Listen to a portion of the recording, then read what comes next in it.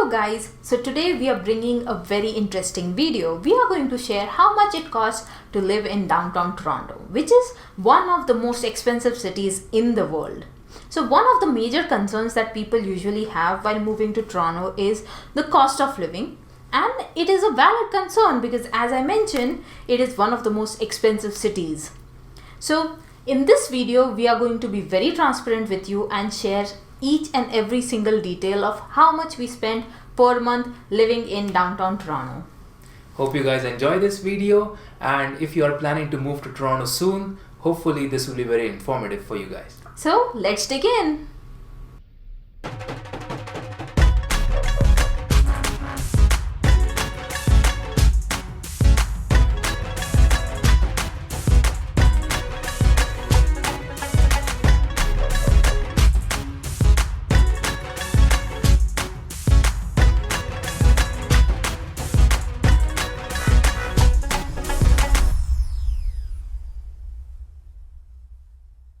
So let's talk about our fixed expenses. Rent is the biggest of them all, as you can see here, for $1,900 a month. Before COVID, prices of condos that are similar in configuration to ours, which is 1 bed, 1 bath and 1 den, were going for at least $2,500. Today, they are going for even cheaper than what we signed, for around $1,700 if you wanted to get this exact condo right here. Next is a very teeny tiny bit of our monthly expense, but a very important one. So that is renter's insurance.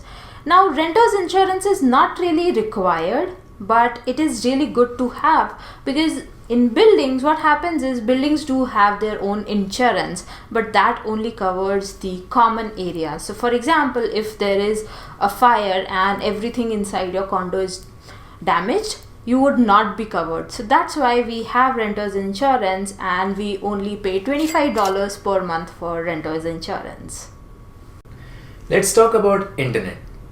Because Nikita and I both work from home and are constantly in Zoom video meetings, we really required an internet connection that was super stable and provided great downlink and uplink bandwidth. At the same time, I was also looking for something that would allow us to stream 4K HDR content on Netflix without the problem of buffering. So the internet connection that we went with costs us $75 a month after taxes.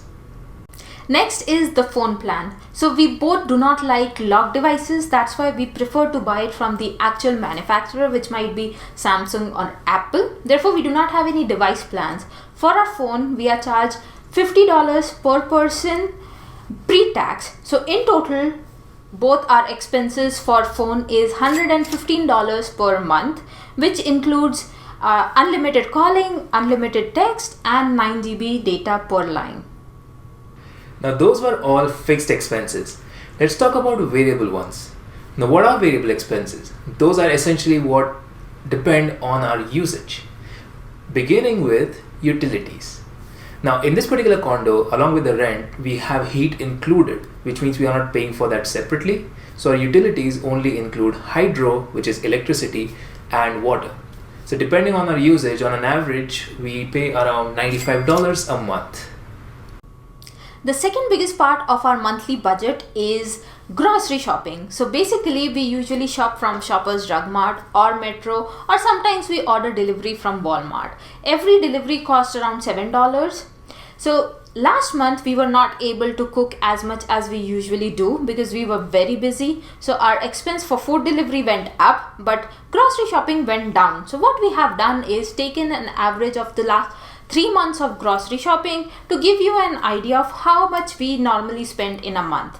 So our grocery budget for a month is usually $450. Now let's talk about our food delivery and takeout cost.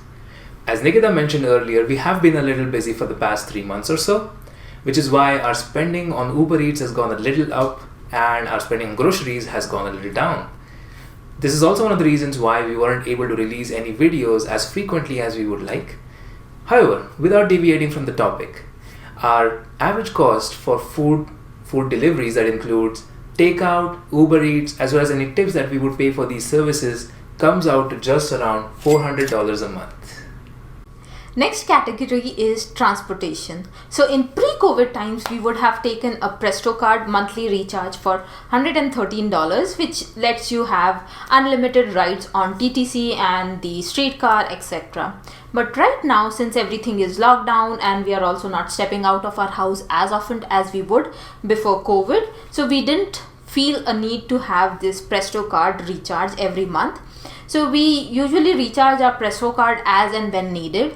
And sometimes if we are going out, we need a car, we usually rent car. For example, the last video we did was Niagara Falls trip and we rented a car. So generally for our transportation, we either take TTC and recharge our Presto card as and when needed, or take Uber. So roughly it is around $50 to $100 per month depending on if we are renting a car or not. So let's go on the higher side and assume our monthly transportation expense is $100 per month.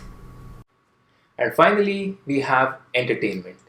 Now, because Ontario has been in lockdown for forever, we can't really go out, watch movies, or watch plays, or do anything outside really. So, our entertainment has been limited only to Netflix streaming and Amazon Prime. Now, Netflix for a 4K HDR plan costs around $19 a month. And because we have a yearly subscription for Amazon that costs around $79 a year, it comes out to around $6 a month for Amazon Prime. So in total, our entertainment cost is $25 a month. Now in this, we haven't actually included shopping because shopping is a very personal expense. So depending on your shopping habits, it's going to be different. So in total, you need roughly around $3,200 to live comfortably in downtown Toronto as a couple. Hopefully you found this video entertaining and informative. And don't forget to let us know in the comments below what videos would you like to see next on this channel. Now that we've spent 6 months here in Canada, we have figured out a lot of differences between US where we were and Canada where we are. So we'll be sharing that video with you guys very soon. Stay tuned and subscribe for that. Bye. Bye.